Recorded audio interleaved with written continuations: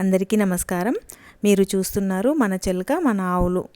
ఈసారి వీడియో పెట్టడానికి కాస్త లేట్ అయిందండి. ఎందుకంటే నేను పొలంలోనే ఉన్నానన్నమాట. అందుకని చెప్పేసి వీడియో పెట్టడానికి అసలు కుదరలేదు. ఈ ఎండలకు ఏమవుతుందంటే పొలంలో దొరికిన కొంచెం టైం ఏదైతే ఉందో అది పనులు చేసుకోవడానికే సరిపోతుంది. వీడియో తీయడానికి కూడా అవ్వట్లేదు, ఇంకా పెట్టడానికి కూడా అవ్వట్లేదు అనమాట. మార్నింగ్ కొంచెం సేపు, ఈవినింగ్ కొంచెం సేపు మాత్రమే పని చేసుకోవడానికి అవుతుంది. 5:30 వరకు కూడా బయటికి రావడానికి అస్సలు అవ్వట్లేదు. ఇంకా మార్నింగ్ ఏమో ఒక గంటన్నర మ్యాక్సిమం అంతే, ఇంక అంతకంటే ఎక్కువ కూడా కుదరట్లేదు అనమాట. అలా ఇంకా వీడియో పెట్టడానికి కాస్త లేట్ అయింది. ఇక్కడేమో నేను ఇంకా మధ్యాహ్నం ఏం చేయాలో తెలియక నా దగ్గర పప్పు ఉంది కదా, కందిపప్పు, అది విసిరాయితో పప్పు చేద్దామని చెప్పేసి కూర్చున్నాను ఇక్కడ. ఈ విసుర్రాయి వచ్చేసి అమ్మమ్మ వాళ్ళదండి. ఇది నేను లాస్ట్ టైం అక్కడికి వెళ్ళినప్పుడు నాకు అక్కడ కనిపించింది. సరే నా దగ్గర పప్పు ఉంది కదా, ఒకసారి ట్రై చేద్దామని చెప్పేసి తీసుకొచ్చిన. చాలా రోజులు అయింది తీసుకొచ్చి కూడా, కాకపోతే ఇంకా టైం దొరకలేదు నాకు పప్పు చేయడానికి. ఇంకా ఈరోజు మధ్యాహ్నం కూర్చొని ఇలా పప్పు విసురుదామని చెప్పేసి చేస్తున్నాను అనమాట. ఇది పప్పు చేయడం కూడా ఇలా చేయడం అనేది నాకైతే ఫస్ట్ టైం అండి. నేను ఇంతకుముందు ఎప్పుడు చేయలేదు. చిన్నప్పుడు ఏదో మా అమ్మమ్మతో పాటు కూర్చొని ఆడుకోవడం అలా అంతవరకే, కానీ ఇలా స్పెషల్గా కూర్చొని అయితే పప్పు చేయడం అనేది అయితే ఇదే ఫస్ట్ టైం నాకు. బాగానే వస్తుంది, కాకపోతే ఇంకా కొన్ని కందులు అలానే ఉండిపోతున్నాయి. అంటే అది చేసే విధానంలో కూడా ఉంటుంది అనుకుంటా.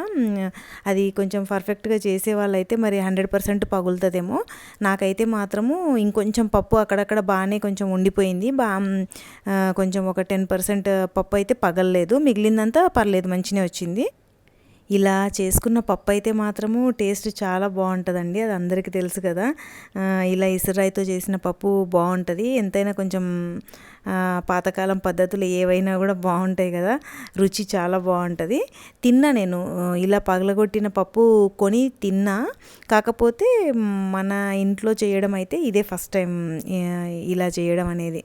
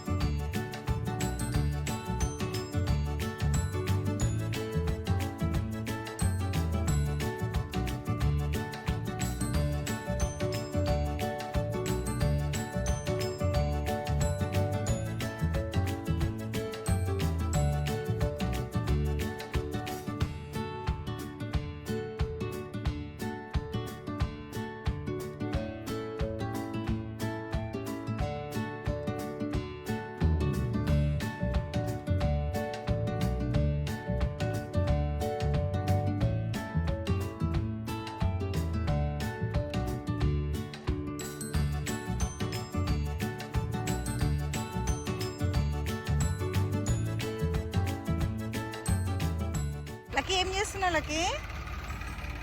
ఏం చేస్తున్నావు లక్కీ?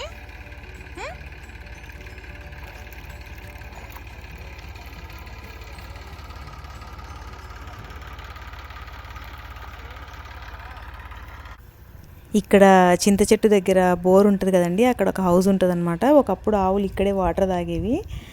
అయితే దాంట్లో వాటర్ ఉన్నాయి కదా, ఈ లక్కీ ఇంకా గంటకు ఒకసారి వచ్చి అందులో మొత్తం అలా మునిగి వాటర్లో ఇంకా బయటికి వస్తుంది అనమాట. ఇంకా ఇలానే చేస్తుంది. ఎండలు భరించలేక వాటికి కూడా పిచ్చెక్కిపోతుందండి. అసలు ఇంకా ఎంత చెట్ల కిందికి వెళ్ళినా కానీ చల్లగా ఉండట్లేదు. ఇంక అందుకే అది గంటకు ఒకసారి వచ్చి హౌస్లో మునిగి బయటికి వచ్చేస్తుంది.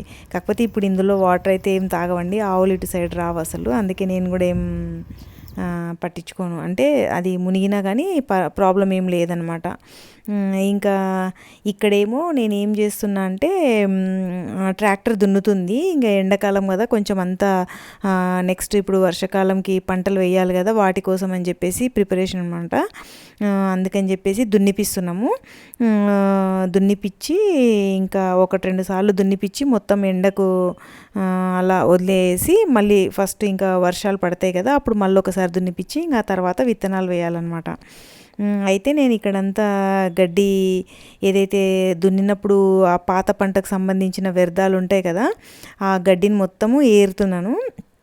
ఏరి ఇది మొత్తం ఇంకా వేస్ట్ చేయకుండా నాకు చేతనైనంత నేను ఏరుతున్నానండి. ఆ టైంలో ఆ ఎండకు ఇంకా అక్కడ ట్రాక్టర్ దున్నుతున్నప్పుడు మనం అక్కడ ఉండాలి కదా, అక్కడ ఖాళీగా ఉండకుండా ఆ పని చేస్తున్నాను నేను. కొంచెం సేపు ఏదైతే దున్నిందో ఇక్కడ గుంటుకు వేస్తుంది, యాక్చువల్గా దున్నట్లేదు, దున్నడం అయిపోయింది. గుంటుకు అంటారు ఇది, గుంటుకు వేస్తుంది అనమాట. ఇంకా అది చేస్తున్నంతసేపు ఖాళీగా ఉండడం ఎందుకని చెప్పేసి నేను అలా ఆ పాత పంటకు సంబంధించిన వ్యర్థాలు మొత్తము ఏరుతున్నాను అనమాట. ఏరి ఇక్కడేమో నేను చెట్లకు వేద్దామని చెప్పేసి మల్చింగ్ కోసం అని చెప్పేసి తీసుకెళ్తున్నా. అక్కడ దున్నిన ఏరియా పక్కకే మనకు తోట ఉంటుంది, అన్ని రకాల పండ్ల చెట్లు అంటున్నా కదా ఎప్పుడు కూడా నేను. ఆ చెట్లన్నీ ఇక్కడ ఉన్నాయన్నమాట. అయితే ఇక్కడ ఇంకా చెట్టు చుట్టూ అలా మల్చింగ్ వేస్తున్నాను అనమాట. ఎప్పుడు కూడా మనకు విజయరామ్ గారు చెప్తూ ఉంటారు అనమాట, ఏది కూడా పంట వ్యర్థాలు వేస్ట్ చేయకూడదు అని చెప్పేసి చెప్తుంటారు. అందుకని చెప్పేసి నేను కొన్ని రేగి చెట్టు కంప ఉంటుంది కదండి, అది మాత్రమే కొంచెం వదిలేస్తాయి. ఎందుకంటే అట్లా తిరుగుతూ ఉన్నప్పుడు అది మల్చింగ్ వేయడానికి అంత నాకు కరెక్ట్ అనిపించదు, ఎందుకంటే ముళ్ళు గుచ్చుకుంటాయి కదా బాగా. అందుకని ఇంకా మిగిలినవన్నీ కూడా దాదాపుగా గడ్డికి సంబంధించి పుల్లలు, కంది పుల్లలు కానీ గడ్డికి సంబంధించింది ఏది కూడా కానీ ఇంకా వేస్ట్గా వేయకుండా అన్ని కుప్పలుగా వేపించి ఇలా చెట్ల దగ్గర మల్చింగ్ చేయమని చెప్తుంటాను నేను వాళ్ళకి, అక్కడ వర్క్ చేసే వాళ్ళకు. ఇక్కడ నేను అదే చేస్తున్నా ప్రస్తుతానికి. నాకు వీలైనంత నేను చేశాను ఆ ట్రాక్టర్ దున్నినంతసేపు. ఇక చూస్తున్నారు కదా, బాగా రేగి చెట్లు ఎక్కువ ఉన్నాయండి మా పొలంలో. రేగి పళ్ళ చెట్లు చాలా ఎక్కువ ఉన్నాయి, ఎక్కడ పడితే అక్కడ అవే ఉన్నాయి మొత్తము. వాటిదే అనమాట ఈ ముళ్ళు మొత్తం, అవే వాటికి సంబంధించినవే.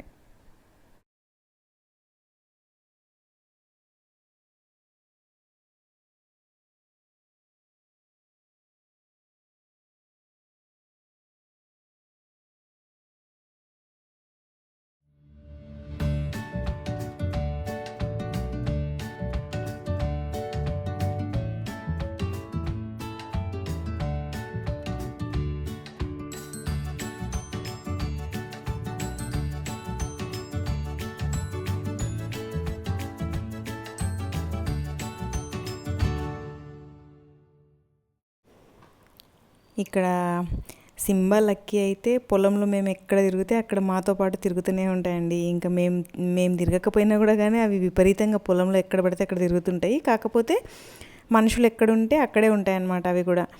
మనం ఎక్కడ పొలంలో తిరిగినా కానీ మనతో పాటు ఉంటాయి. ఇంక ఇక్కడేమో మొత్తము తిరుగుతాయి కదా, మొత్తం పొలం అంతా కూడా ఎక్కడైతే దున్నలేదో అక్కడ కొంచెం అంతా కలుపు మొక్కలు అవి ఉంటాయి కదా, మొత్తం ఆ కంప చెట్లకి అంతా వెళ్ళి మొత్తం అంతా వాటికి, దీనికి సింబాకేమో జుట్టు పెద్దది కదా కొంచెం, అందుకని చెప్పేసి అన్నీ అంటించుకుంటుంది అనమాట. మొత్తం రకరకాల ముళ్ళన్నీ దీనికే ఉంటాయి. మా పొలంలో ఎన్ని రకాల ముళ్ళు ఉన్నాయో అవన్నీ దీనికి అంటించుకొని వస్తుంటుంది అనమాట. ఇంకా లక్కీకేమో అంత అంటవు, ఎందుకంటే అది దానికి అంత లేదు, ఎక్కువ జుట్టు లేదు కాబట్టి దానికి అంత ఎక్కువగా ఏం కనిపించవు. కానీ దీనికి మాత్రం బాగా కనిపిస్తాయి. ఇంకా వచ్చి నేను కూర్చున్నా కదా, ఇంకా అక్కడ వచ్చి తనతో టైం స్పెండ్ చేయమని అడుగుతున్నాయి అన్నమాట.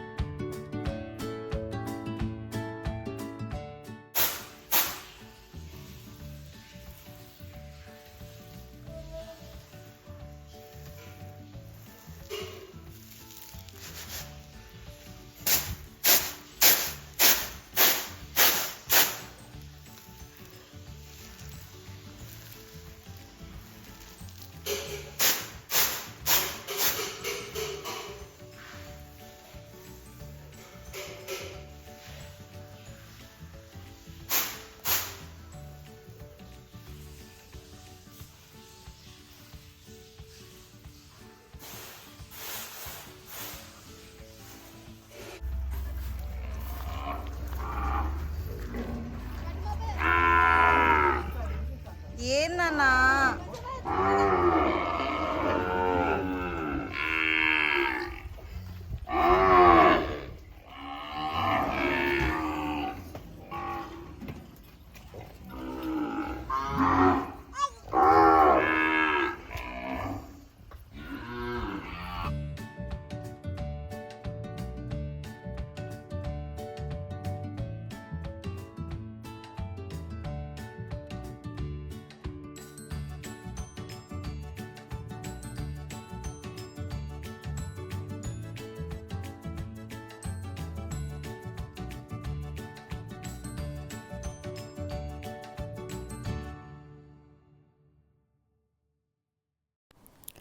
ఇక్కడ ఆవులన్నీ ఎందుకు అరుస్తున్నాయంటే, ఒక ఆవు బయటికి వచ్చిందండి. ఈ ఆవును బయటికి షెడ్లో నుంచి బయటికి వచ్చింది కదా, గుంపులో నుంచి, అందుకని చెప్పేసి అవన్నీ అలా అరుస్తున్నాయి అనమాట. ఇక్కడ ఏంటంటే, మనం ఈ ఆవును ఒక రైతుకి ఇస్తున్నాము. ఒక అబ్బాయి 5 లేయర్ ఫార్మింగ్ చేస్తానని చెప్పేసి వచ్చిండు మా ఊరికి దగ్గర. ఆ అబ్బాయికి ఆవుని ఇచ్చేస్తున్నాం అనమాట. మన దగ్గర ఇంకా చాలా ఎక్కువైపోతుంది కదా, సంతానం పెరుగుతూ ఉంది కాబట్టి మనకు కూడా కొంచెం మెయింటైన్ చేయాలన్నా చాలా కష్టం అవుతుంది కదా. సరే, ఎవరైనా మంచి వాళ్ళు దొరికితే ఇస్తానని అన్నాను కదా, అలా నాకు ఆ అబ్బాయి వచ్చిండనమాట కావాలని చెప్పేసి. ఇంక అంత కనుక్కున్నా, అంత బాగానే ఉంది. ఆ అబ్బాయి తీసుకెళ్ళిన తర్వాత కూడా చాలా బాగా చూసుకున్నాడు. నేను అనుకోలేదు అంత బాగా ఆవు కూడా వెళ్ళిన తర్వాత ఇంత తొందరగా సెట్ అవుతుందని చెప్పేసి. ఎందుకంటే అంతకుముందు 2 ఎద్దులు ఇచ్చినామండి. అవి అయితే మాత్రం ఒక వారం రోజులు కూడా అసలు ఏం గడ్డి ముట్టలేదు. అక్కడికి వెళ్ళిన తర్వాత వారం 10 రోజులు చాలా డల్ అయిపోయినాయి అనమాట.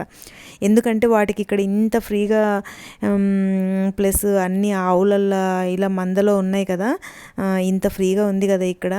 ఈ ప్లేస్లో పుట్టినప్పటి నుంచి ఇక్కడ ఉండి ఆ ప్లేస్ వదిలి వేరే ప్లేస్కి వెళ్తే అలా ఆ ఎద్దులు చాలా డల్ అయిపోయినాయి అనమాట. కాకపోతే ఇప్పుడు అంతా మంచిగా గడెం వెళ్తున్నాయి, మంచిగా సెట్ అయిపోయినాయి. ఒక వారం 10 రోజుల తర్వాత సెట్ అయిపోయినాయి. నేను ఇది కూడా అలానే చేస్తుందేమో అనుకున్నా. కాకపోతే నెక్స్ట్ డే నుంచే ఇది పర్లేదు, మంచిగా గడ్డి తింటుంది, అంత నార్మల్గానే ఉంది. కాకపోతే నాకే మనసే ఏం బాగాలేదండి అస్సలు. ఎందుకంటే విపరీతంగా నేను వాటి మీద ప్రేమ పెంచుకున్నాను కదా, ప్రతి ఆవుతోనూ నాకు ఒక బంధం ఉందన్నమాట. అలా అని చెప్పేసి నేను ఇంకా అన్ని ఆవులను కూడా నా దగ్గరే ఉంచుకోవడానికి కుదరదు కదా, అందుకే ఇంకా అబ్బాయి 5 లేయర్ ఫార్మింగ్ చేస్తానంటే ఇంక ఇచ్చేసాం.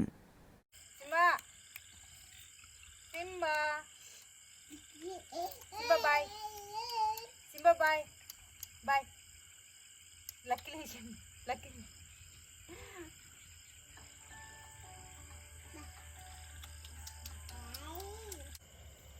సింబా ఒరేయ్ ఒరేయ్ ఏమంత నిద్ర వస్తుందిరా మీకు? ఈరోజు వీడియో ఇదండి. ఈ వీడియో కనుక మీకు నచ్చినట్టయితే ప్లీజ్ లైక్ చేయండి, షేర్ చేయండి, సబ్స్క్రైబ్ చేయండి. నెక్స్ట్ వీడియోలో మళ్ళీ కలుద్దాం. అప్పటి వరకు బాయ్.